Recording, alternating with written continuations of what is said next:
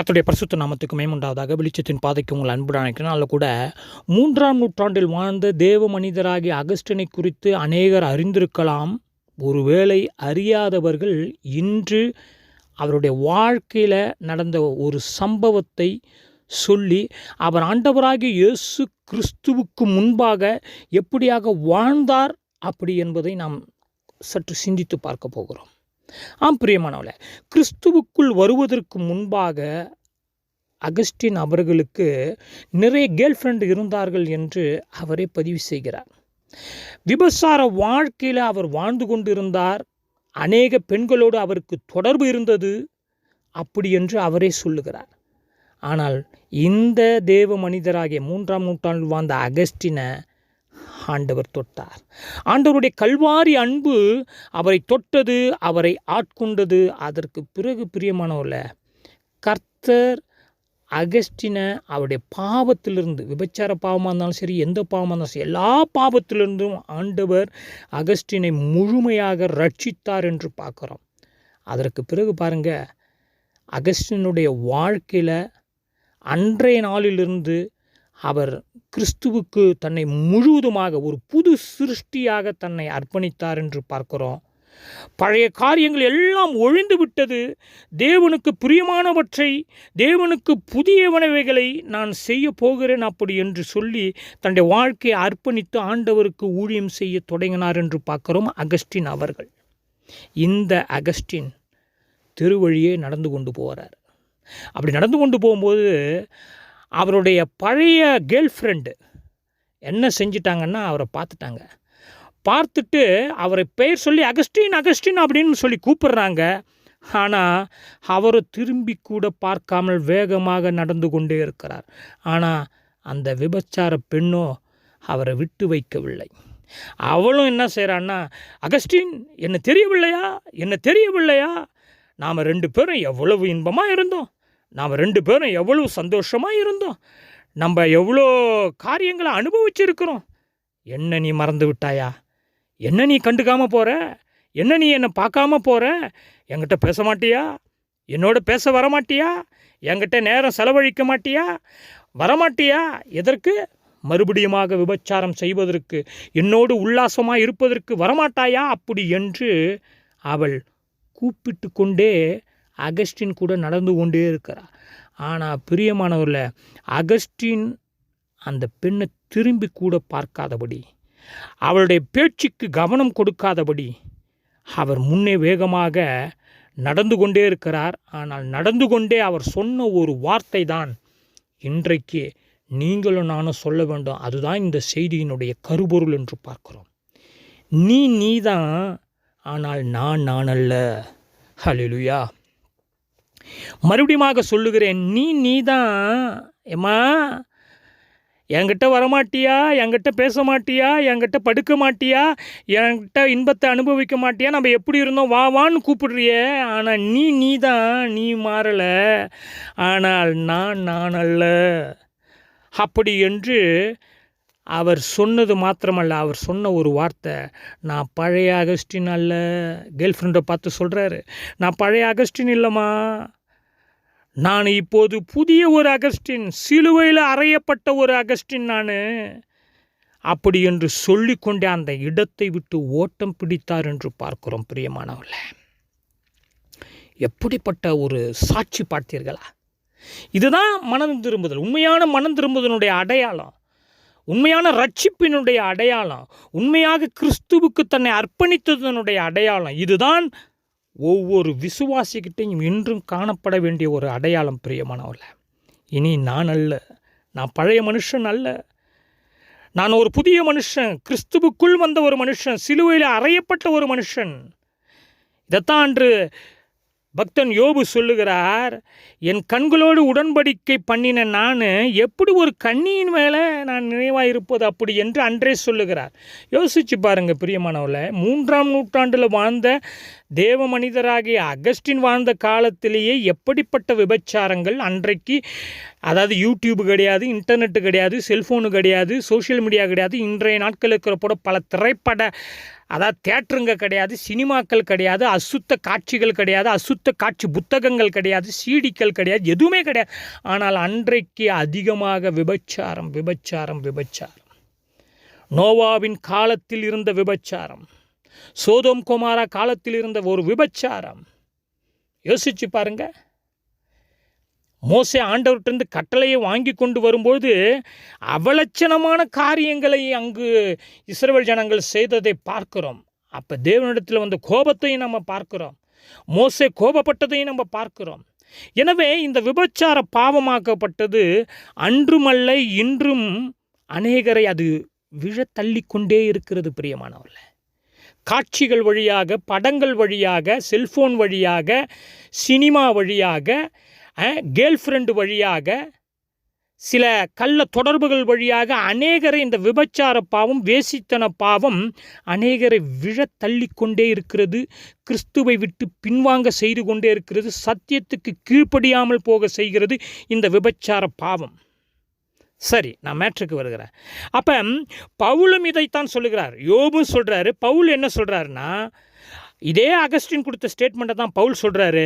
கிறிஸ்துவுடனே கூட சிலுவையில் அறையப்பட்டேன், ஆயினும் பிழைத்திருக்கிறேன், இனி நான் அல்ல. பார்த்தீர்களா? இனி நான் அல்ல. அதை சொன்னது மாத்திரமல்ல, கிறிஸ்து எனக்குள் பிழைத்திருக்கிறார். உலகம் சிலுவையில் அறையுண்டிருக்கிறது. விபச்சாரம் சிலுவையிலே அறையுண்டு பட்டாயிற்று. அசுத்தம் ஆபாசம் சிலுவையில் அறையுண்டு பட்டாயிற்று. அது செத்து போய்விட்டது. இனி அது உயிர் பெற முடியாது. அந்த நிலைமைக்கு ஒவ்வொரு விசுவாசியும் போதகர்களும் வர வேண்டியது அவசியம். ஆனால் இன்றைக்கு கையளவில் வந்து விட்டதே. பாவத்தை சிக்க வைப்பதற்கும், பாவத்தை தண்ணீரை போல குடிப்பதற்கும் இன்று கையளவில் வந்து விட்டதே, அநேகரை விழ தள்ளி கொண்டிருக்கிறதே என்று ஒரு முழுமையான விடுதலையை இன்றைய கிறிஸ்தவ சமூகமும் இந்த உலகமும் அனுபவிக்கும். யோசிச்சு பாருங்க. சிறு பிள்ளைகளிலிருந்து தாக்கி கொண்டிருக்கிறதே, வயது வித்தியாசம் இல்லாமல் தாக்கி கொண்டிருக்கிறது. வயதிலே மூத்தவர்கள் இளையவர்களோடு விபச்சாரம், இளையவர்கள் பெரியவர்களோடு விபச்சாரம், கேட்க முடியாத காட்சிகள், கேட்க முடியாத செய்திகள் வந்த வண்ணமாகவே உலகம் முழுவதும் செய்தி பரவி கொண்டே இருக்கிறதே. இந்த பாவத்திலிருந்து முழுமையான விடுதலையை யார் கொடுக்க முடியும்? இயேசு கிறிஸ்து மட்டுமே கொடுக்க முடியும். அகஸ்டினுக்கு கொடுத்தார் அல்லவா அந்த விடுதலையை இன்றும் நாமும் அடைய வேண்டும், அனுபவிக்க வேண்டும் அல்லவா? புரிந்து கொள்ள வேண்டும் சத்தியத்தை, பிரியமானவர்களே. எனவே தொடர்ச்சியாக பவுல் சொல்கிற காரியத்தை நம்ம வாசித்து பார்த்தோன்னு சொன்னால், தெசலோனிக்கரை வாசித்து பாருங்கள், கொரிந்தியர் 9 வாசித்து பாருங்கள்.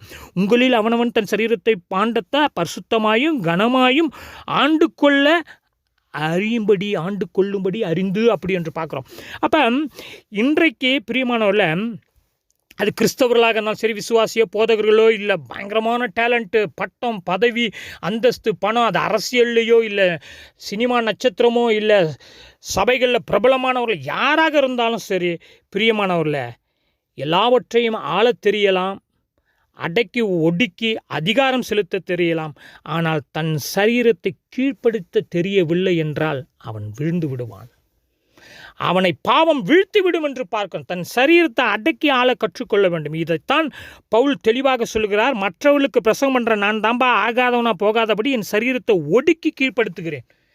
யோசிச்சு பாருங்க. நான் தான் ரட்சிக்கப்பட்டேனே, நான் தான் மீட்கப்பட்டேனே, நான் தான் ஞானஸ்தானம் வாங்கிட்டேனே, நான் தான் சபையில் இருக்கிறேனே, நான் தான் இத்தனை சபையை ஸ்தாபிச்சிட்டேனே, இத்தனை நிருபம் எழுதி வச்சிட்டேனே அப்படின்னு பவுல் அவர் நினைக்கவில்லை. அவருக்கு தெரியும், ரட்சிப்பு நிறைவேற பிரயாசப்பட வேண்டும், விசுவாசத்தை காத்து கொள்ள வேண்டும், விசுவாசத்துக்கு பாத்திரமான நடந்து கொள்ள வேண்டும், அவருக்கு முன்பாக நிற்க பாத்திரமான நடந்து கொள்ள வேண்டும். ஆகாதவனா தள்ளப்பட முடியும். பழைய ஏற்பாட்டில் இந்த ஆகாதவன் என்ற வார்த்தை முதலாக ஏசாவை குறித்து பயன்படுத்தப்படுகிறது என்பதை பார்க்க வேண்டும். அதற்கு பிற்பாடு யோசித்து பாருங்கள், ஆசீர்வாதத்தை சுதந்திரித்துக் கொள்ளணும்னு ஏசா போராடியும் அவன் தள்ளப்பட்டு விட்டான் என்று எபிரேயர் 12ஆம் அதிகாரத்தில் நாம் பார்க்குறோம். பிரியமானவர்களே, ஆகாதவனா போகாதபடி தள்ளப்பட்டு போய்விட்டார். ஏசா சிரேஷ்ட புஸ்தர பாகத்தை அவர் இழந்தார் என்று பார்க்குறோம். அங்கே சொல்லப்பட்ட வார்த்தை ஆகாதவன் என்ற வார்த்தையை பவுல் பயன்படுத்துகிறாரு. என் சரீரத்தை ஒடுக்கி அதை நான் அடக்கி ஆளவில்லை என்றால் நான் ஆகாதவனா ஒருவேளை போயிட்டேனா என்னப்பா பண்ணிடுத்து, ஐயோ அப்படி போகக்கூடாது, கர்த்தருக்கு பாத்திரவானனா இருக்கணும், தேவனுடைய ராஜ்யத்தை சுதந்திரித்து கொள்ளத்தக்கதாக அதற்கு ஏற்ற வண்ணமாக பாத்திரவானாக நான் இருக்கணும் அப்படின்னு சொல்லி தன் சரீரத்தை ஒடுக்கி கீழ்ப்படுத்துகிறார் பவுல். பவுலே தன் சரீரத்தை ஒடுக்கி கீழ்ப்படுத்துகிறார். நீ நான் ஏமாத்திரம். அன்றைக்கே பவுல் தன் சரீரத்தை ஒடுக்கி கீழ்ப்படுத்தினார்னா பாவம் அதிகமாக பெருக்கெடுத்து ஓடாத காலங்களிலேயே ஒடுக்கி கீழ்ப்படுத்தினார்னா இன்றைக்கு 2023 டிசம்பர் மாதம் 30 உலகம் முழுவதும் எப்படிப்பட்ட பாவங்கள் பெருக்கெடுத்து ஓடுகிறது. இந்த பாவத்தில் நாம் சிக்காதபடி நம்முடைய சரீரத்தை எப்படியாக கீழ்ப்படுத்த வேண்டும் என்று நாம் சிந்தித்து பார்க்க வேண்டும் பிரியமானவர்களே. கடைசியாக பவுல் சொல்கிறார், இப்படி இருக்க சகோதரரே, இந்த வசனத்தை பலமுறை தியானிச்சிட்டோம், பலமுறை பேசிட்டோம். உங்கள் சரீரங்களை பரிசுத்தமாக அகஸ்டின் பரிசுத்தமாக காத்துக்கொண்டார். அதனால தான் அந்த இடத்த விட்டு ஓடி போயிட்டார். நீ தான், நான் இல்லைம்மா, நான் இல்லை, நான் பழைய மனுஷன் இல்லை அப்படின்னு ஓட்டம் பிடிச்சிட்டாரு. இன்றைக்கி முடியுமா? எவ்வளவு காமெடி, எவ்வளவு சினிமா, அந்த கண்களுக்கு எவ்வளோ இச்சை, திருப்தி இல்லை கண்களில். பார்த்து பார்த்து பார்த்து இன்னும் பார்க்கணும், இன்னும் அனுபவிக்கணும், இன்னும் கள்ளத்தனம், இன்னும் பேராசை. அதை பாருங்கள், அந்த இச்சை இழுத்து ஒரு நாளைக்கு அது மரணம், ஆவிக்குரிய மரணத்தில் கொண்டு போய் விட்டுறோன்னு யாக்கோபு எச்சரிக்கிறார். நிறைய பேர் தாலாட்டு பாடுகிறாங்க, நிறைய பேர் சத்தியத்தை சரியாக சொல்லிட்டு இல்லை. கவனம், எச்சரிக்கையாக இருக்கணும் நீங்கள் நானும். அப்போ பரிசுத்தமும் தேவனுக்கு பிரியமான ஜீவபலியாக ஒப்புக் கொடுக்க வேண்டும் என்று தேவனுடைய இரக்கங்களை முன்னிட்டு உங்களை வேண்டிக் கொள்கிறேன். இதுவே நீங்கள் செய்யத்தக்க புத்தியுள்ள ஆராதனை. இதுதான் தேவனுக்கு நன்றி கடன், இதுதான் தேவன் மீது உள்ள அன்பு. அகஸ்டின் எப்படிப்பட்ட தேவன் மீது உள்ள அன்பை காட்டினாரு? கல்வாரி அன்பை தொட்ட உடனே என்ன செஞ்சார்? வா படுக்கலாம், வா விபச்சாரம் செய்யலாம், என்கிட்ட வா பேசுன்னு சொல்லும் போது இடத்தை விட்டு ஓடிட்டார். இன்று நீயும் நானும் கையில் இருக்கிற செல்ஃபோனில் எப்படி, கேர்ள் ஃப்ரெண்டுக்கிட்ட எப்படி, சபையில் உள்ள எப்படி, இல்லை மற்றவங்ககிட்ட பழகும்போது எப்படி, வேலை ஸ்தலத்தில் எப்படி, அநேக உதாரணங்களை நான் ஏற்கனவே சொல்லிட்டேன் பிரியமானவல்ல. வேலை ஸ்தலத்தில் அநேகரை பார்த்துருக்கிறேன். ஆண்டவருக்குள்ளே இருந்தவங்களே இந்த விபச்சார பாவத்தில் சிக்கி விழுந்து போனவங்களாம் உண்டு. விபச்சாரம் செஞ்சால் தான் விபச்சாரம் இல்லை, அந்த எண்ணத்தோடு பேசினாலுமே, அந்த எண்ணத்தோடு பார்த்தாலுமே, அந்த எண்ணத்தோடு பழகினாலுமே, அந்த எண்ணத்தோடு தொட வந்தாலுமே, அந்த எண்ணத்தோடு எந்த காட்சியை சினிமாவை எதுவோ பார்த்து அதை செய்யணும்னு நீ யோசித்தாலுமே விபச்சாரம்னு சொல்கிறாரு இயேசு. மத்தேயு வாசிச்சுப்பார்.